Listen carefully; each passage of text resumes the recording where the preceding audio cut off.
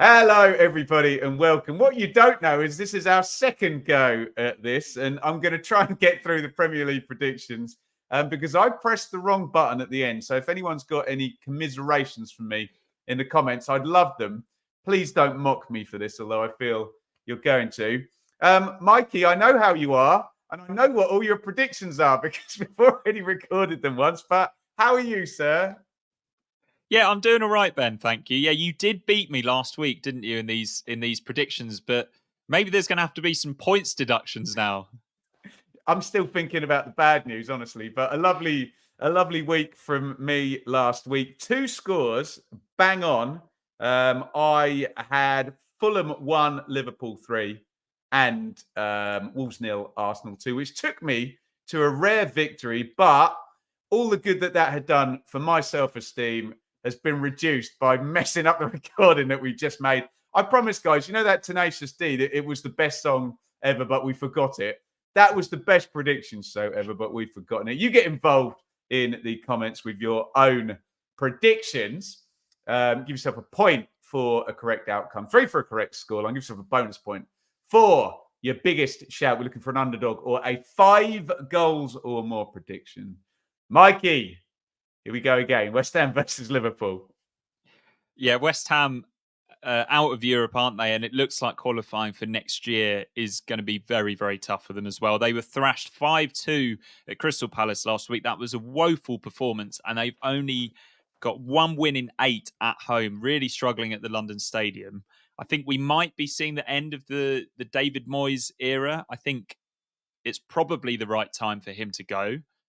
Judging by what I hear from a lot of West Ham fans. But I think he still does deserve a big send off, and maybe a big win against a team like Liverpool could recapture some love from those West Ham fans. But yeah, London Stadium is going to be a bit of a misery pit, isn't it, for this one, with both sets of fans seeing their sort of dreams dashed in recent days and weeks.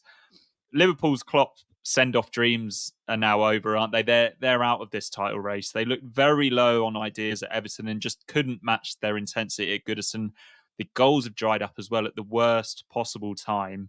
But winning matches is the best healer, and I think Liverpool can do that here. I'm backing them to win this game 3-1. Yeah, I've got the kind of bounce back narrative going as well. I think potentially Liverpool, even though I agree with you, they're out of the title. What are the last few fixtures? I suppose they do have to play Spurs and go to Villa. Yeah. And maybe they might drop some more points as we go. So, yeah, all the more vital that they need to get the win here. I'm going to go for same margin of victory as you, Mikey, different scoreline. I am locking in West Ham 0, Liverpool 2. Mikey bloody loves Crystal Palace. I love Crystal Palace at the moment as well. Fulham versus Palace.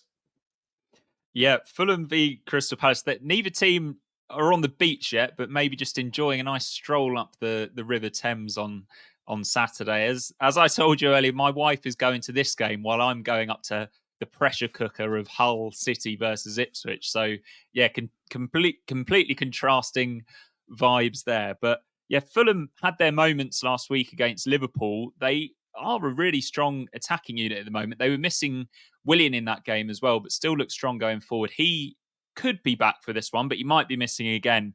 Palace, wow, they just look like a team reborn.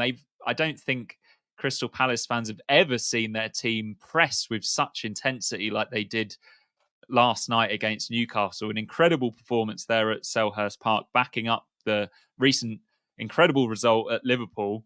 And the wing back seems to be working really well for them. Munoz, I think that's a natural position for him down the right. But Tyreek Mitchell is more of a defensive left back, but he's now playing really high up the pitch. And that midfield too of Adam Wharton and Will Hughes, both very passy midfielders. I sort of see Wharton as the modern day Will Hughes. It reminds me of a young Will Hughes where when he was a little bit more dynamic, but just a lovely left foot and really good link midfielder. They're both playing really well. And Palace without Mark Gay at the back, Jefferson Lerma and Decore, but just looking so full of confidence, especially Mr. Jean-Philippe Mateta, who, since he tucked his shirt in, just looks like a completely different beast. we talk about Elise and Eze at every game. Elise was started on the bench against Newcastle, so I think he'll start both of them here, and they can cause problems for anyone. Fulham have only won one of their last 8 games against Crystal Palace. A lot of those have been draws, and I think this one will be a draw as well because both teams just full of confidence and just enjoying their football. I see a 2-2 draw. So I like to live in the moment, and it's not been a moment at all this season where I've been able to say, well, I've got to back Crystal Palace. They're on fire at the moment. I've got to back Crystal Palace. They're on fire. So I'm going to go for the away win because it's Fulham and they're good fun. I'll go for both teams to score. But another win for Palace. Fulham 1, Palace 2. And if you've got a stick to throw in the air or a coin to flip, it's Manchester United time, everybody. Man United versus Burnley. Yeah, so I wrote some of these notes before the game last night against Sheffield United. I'll tell you what I did write down, Ben. United still absolutely bonkers this season. So hard to read them, a lack of identity. So any game can be absolute chaos. And then obviously after that, they go and win 4-2, coming from behind against Sheffield United at home. One plus point for them in the last couple of weeks has been Bruno Fernandes recapturing his scoring touch. But United no higher than 6th in any of the important statistical metrics. If you find stats important or interesting, they're kind of where they should be in the league, really just lacking any sort of identity or consistency.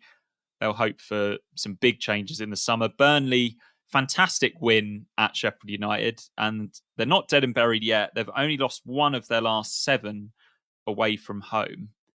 Mostly draws, though, and draws won't help them here. They've got Newcastle and Tottenham up next, so they need a miracle, really. They need a huge result, really, to really start believing, but I don't think they'll get it at Old Trafford. I've got Manchester United to beat Burnley 2-1.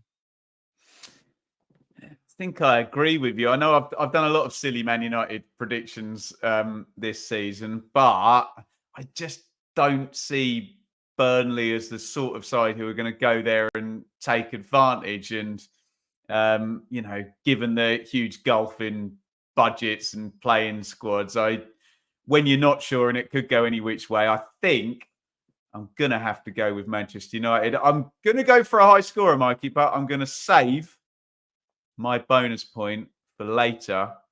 Manchester United 3, Burnley 2, and could be end of days for the Blades. Newcastle versus Sheffield United. Yeah, Sheffield United, a good chance they'll be relegated this week, and they'll definitely go down to the Championship if they lose against Newcastle. And let's not forget, they lost 8-0 against this opposition earlier on this season at Bramall Lane. That was a day to forget for them, and really it's been a season to forget for them as well. Losing at Palace was a major setback, though, for Newcastle in their hunt for a place in the top 6. But it's not over just yet. They've got decent fixtures coming up, some winnable games, and also a game against Manchester United, which could be the crucial one for them. But this one is must win for Newcastle. And Sheffield United, they've conceded 92 goals this season. They want to avoid conceding 100, and there's 4 games left. I don't think this game at Newcastle is going to give that any sort of hope. I've got Newcastle winning 4-1 against Sheffield United. Yeah, I think it's going to be welcome back, Blades fans, to the Championship content on the Benjamin Bloom Football Channel. So this is the most loving defeat prediction I could give, and we've had a lovely time covering Sheffield United over the years, but I think they're going down at the weekend. Confirmation, as you say, Mikey, with, I'll take a goal off, Newcastle 3, Sheffield United 1, the scoreline. And a couple of places above, Luton Town. It's Wolves versus Luton. Yeah, this is a huge game for the Hatters, who simply must recover from that defeat last week against Brentford. On paper, they've got reasonable fixtures coming up. They've got Everton at home, West Ham away, and Fulham at home. So it's not over.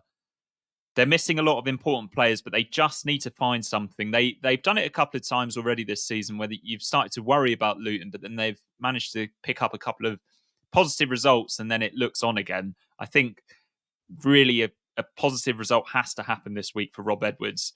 Wolves, their hopes of a top half finish have been dealt a bit of a blow by that defeat against Bournemouth. They were a little bit unlucky with a VAR decision in that game. I think Gary O'Neill might be tempted to play Cunha and Hwang in this game, since they've both come back from injuries, generally played one or the other. I think we might see both of them here. But I think because of how big this game is for Luton, I think this is going to be pretty tight. I'm going to go for a score draw, low scoring, Wolves 1, Luton 1. So I'm going to try and get out of my own head by getting into my own head here. I always undervalue Wolves and I always overvalue Luton. Maybe that's where I live. And do you know what? When I drop Enid off in the morning, there's a big, someone put on the side of their house when Luton went up, Luton Town Premier League. See that every single day. And I'm reminded what a moment that was. But I think if I undervalue Wolves and overvalue Luton, probably better go for a Wolves win in this one. And we've said it all depends on the Kenny, so we'll bat it back into that court. Wolves 1, Luton 0, which would mean Luton not exiting the bottom 3 this weekend. That won't be fun for Luton, but if you want to have some fun over the weekend, you can play along with our wonderful sponsors over at Match Bingo. They are across all of the evening kickoffs and the TV games. There's Brighton, Man City up there. QPR Leeds, Mikey, very happily. I am going to work tomorrow, so I won't be watching QPR versus Leeds, which may be quite stressful given yours and my allegiances. Now, if I hadn't messed up the recording earlier, I would have been able to buy my bingo card live, but I'm going to be very transparent with you and say I've already done it. Mikey knows. Nobody else does. There is my bingo card. So that is absolutely free. And that's just literally, you need a goal from the team flashed up there. First past the post, which sounds like a way to judge a general election. But we're not talking about general elections. We're talking about match bingo. In fact, given what's going to happen in the USA this year, I don't want to talk about any type of elections because it's going to fill the news cycle for a good wee while. If you want to fill your news cycle with some match bingo action, that's probably 4 of the worst segs I've ever done in a row there, Mikey. Click on that QR code up on the screen. Let the lovely people who have been very good to us know that Mikey and myself sent you. And for God's sake, we are gambling. Don't be silly. Please only bet what you can afford. It's only £2 for a card, but don't go and buy 20 if you can't afford to buy 20. Please play responsibly is what I am saying to you, Mikey, as I tee you up perfectly for Everton versus Brentford. Yeah, Everton-Brentford. This one on paper a couple of weeks ago looked like one of the biggest games of the season for both teams. But as it turns out, they're both safe, in my opinion. Now, it was a huge win for Everton in midweek in the Merseyside derby. They've won 3 of their last 4 and pulled themselves to safety. They are the absolute kings of sitting deep and just getting blocks in against the top teams. James Tarkowski, nobody does that better than him. And in Jordan Pickford, they've got one of the best goalkeepers in the league. And in Dominic Calvert-Lewin, they've got a very talented striker that's found his way back to fitness. He's got an incredible leap on him, as we all saw last night against Liverpool. Brentford have scored 10 goals in their last 3 games. We all thought missing Ivan Toney was the problem for them this season, but actually they've generally done absolutely fine when they've got Brian Burmo and Vissa in the team together. And yeah, they've just suddenly started scoring loads of goals again. Shout out to Thomas Frank. He's led Brentford to 3 seasons in a row, safely staying up in the Premier League. What a fantastic manager he is. I think the winner of this game will end the weekend in 15th and quite possibly will finish there this season. I'm going for Everton to win this game narrowly 2-1. My favourite thing about Thomas Frank, do you remember when they were in the semi-finals against Bournemouth and Chris Metham got sent off for Bournemouth and Bournemouth were basically going to have to sit in and defend against a team that scored tons of goals? Thomas Frank just continually walking back and forward to the touchline, tapping on his watch, and then the Sky cameras picked it up. All the fans were on top of it. It was a bit Housery, Mikey, but what a great way of getting the entire stadium in on your narrative of they're slowing this down. Come on, let's get it moving. having said all of those nice things about Thomas Frank, I'm going to predict an Everton win. It's been wins and clean sheets 3 times in the past 4 games for Everton. So I am going to go for history, short-term history, to repeat itself. Everton 2, Brentford 0. I said this for Man United. This could be anything. Let's do Chelsea. Aston Villa versus Chelsea. Yeah, Villa, another team who've recaptured form at just the right time. They've got a championship success story in there, Ben, in Morgan Rogers, who's becoming more and more important to the Villa attack in the last few weeks. And they also impressively won 2 games from 2 without Douglas Luiz. Maybe it wouldn't have been such a problem for Ipswich, Ben, if we were missing Sam Morsey. Aston Villa managing to win without their crucial central midfielder there, Douglas Luiz. Tielemans has really stepped up. He hasn't been one of the signings of the season at Aston Villa, but he's really done well in the last couple of weeks. Unai Emery, just an absolute master of just whatever's thrown at him, he'll just somehow manage to strike a balance and just play to players' strengths. Chelsea fans already looking forward to the end of May, aren't they? They were embarrassed the other night by Arsenal, looking so soft-centred, but also so wasteful in attack. They shouldn't have been trailing at Arsenal at half-time, but then they come out at the start of the second half and were just so weak. But Chelsea are a dangerous team, though, and they did bounce back from a defeat earlier this season by going to Villa Park and winning in the FA Cup, I seem to remember. And I just have a feeling that they might do it again here. This is my bold prediction for the week. I'm going for Chelsea to win 2-1 at Villa Park. That is bold. Worth a bonus point, Mikey, or are we saving? I'll keep my powder dry on the bonus point for now. I often back Aston Villa on here, don't I? Even though I didn't when they actually went to Arsenal and won. But hey ho, if you're going to get one wrong, it's probably that one, isn't it? So I think this will either go exactly the way you've said, and there'll be some kind of weird Chelsea win, or just be comfortable Villa. So I'll play tactically against you, and I'll go comfortable Villa. Horrible week for Chelsea. I like Pochettino. I don't want to see him have a horrible week, but let's go comfortable. Villa 3, Chelsea no goals, 0. Which takes us to the South Coast on Sunday. Bournemouth versus Brighton. Yeah, Bournemouth are in the top half. Andoni Iraola, definitely one of the managers of the season. A player of championship interest, of course, is Alex Scott. He with the nice low socks. He's getting more and more minutes now in the number 10 role and learning the Premier League in a sort of more relaxed environment now at AFC Bournemouth. And Dominic Solanke as well, another player with lots of championship games under his belt. He's scored 18 goals.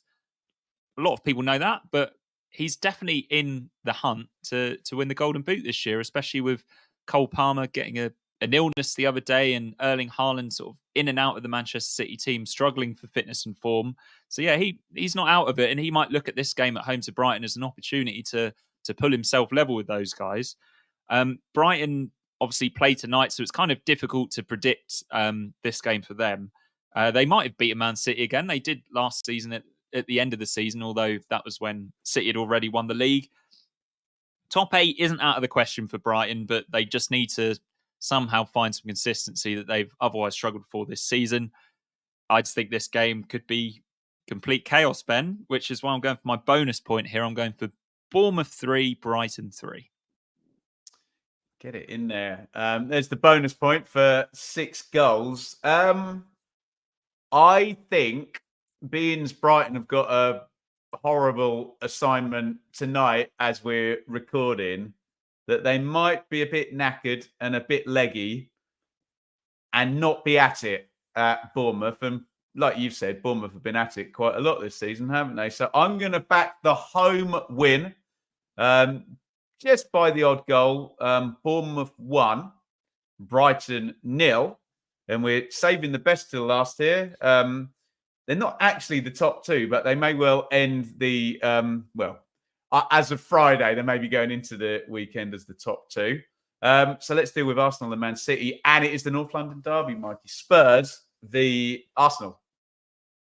Yeah, this is absolutely huge. I was at the North London derby at the Tottenham Stadium near the end of the 21-22 season when Spurs won 3-0 and pretty much secured Champions League football at the expense of Arsenal. And that was one of the best atmospheres I've ever experienced, definitely in the Premier League. There's so much riding on it. For Spurs, obviously, they're desperately trying to get in the top four.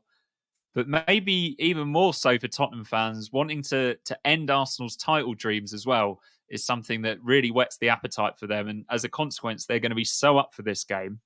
Tottenham have only won one of their last 6 North London derbies, though. That was the 3-0 game that I mentioned. And they've got no Udogie or Porro. And as we've said a couple of times this season, they make a huge difference for the way Ange Postecoglou likes to play as those attacking fullback roles. Arsenal was so impressive against Chelsea.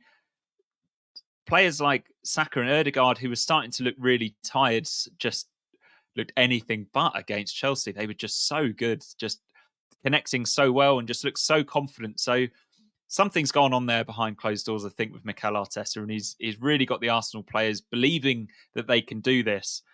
And that's why I think Arsenal have got this one. I think this is going to be a really, really difficult one for Arsenal at the Tottenham Stadium, but I can see them just edging it. I'm going for Tottenham 1, Arsenal 2.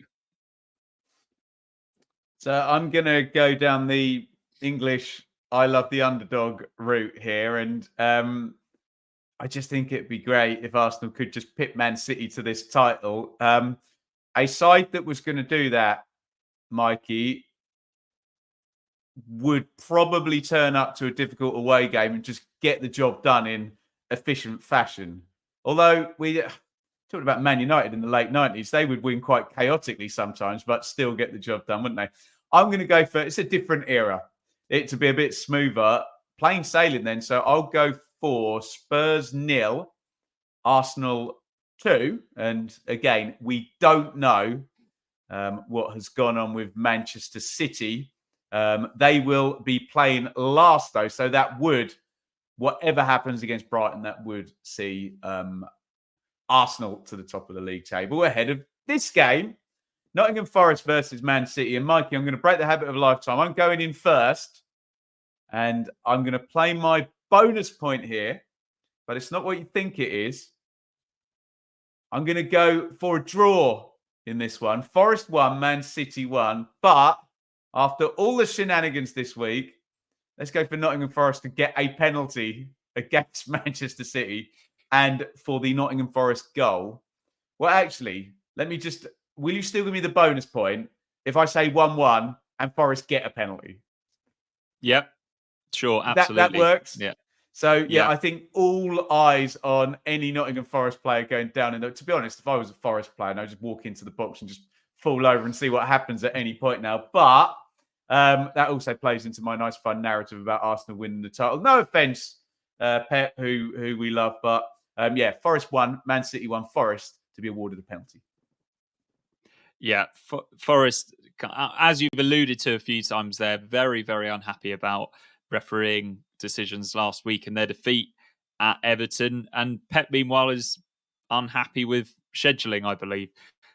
This is a huge game for both teams, isn't it? Forest could be in the bottom 3 by the time we kick off, and City will be below Arsenal. Nottingham Forest, they've only won one of their last 9 Premier League games. They have shown flashes of brilliance in that time. I always talk quite highly of their attacking players, but for one reason or another, they just haven't been able to get over the line in a few of these tight games. They did draw this fixture last season 1-1 then, and historically at least, they have had some success against Manchester City in the distance past at least. Manchester City were poor against Chelsea in the FA Cup semi-final, but got the job done. Obviously, we don't know what's going to happen against Brighton. They're out of the Champions League. I think if they do beat Brighton, there'll be 19 games unbeaten in the league, though, and that is just so Manchester City, isn't it, when they need it most? We were saying back in January or February that this was probably going to happen, so fair play to... They'll go on a run. Yeah, fair play to Arsenal for sort of sticking at it and staying up there.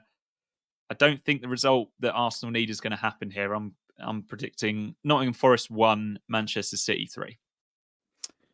There we go. That is the predictions. Mikey, you're an absolute trooper after I was going to say technical difficulties, but let's be very frank about this. After the user error on my part. So double thanks for Mikey, as per normal. Get involved down there in the comments with your predictions. Give yourself a point for any correct outcome. Give yourself 3 for a correct scoreline. Also, Mikey's going to be coming on the channel during the Euros.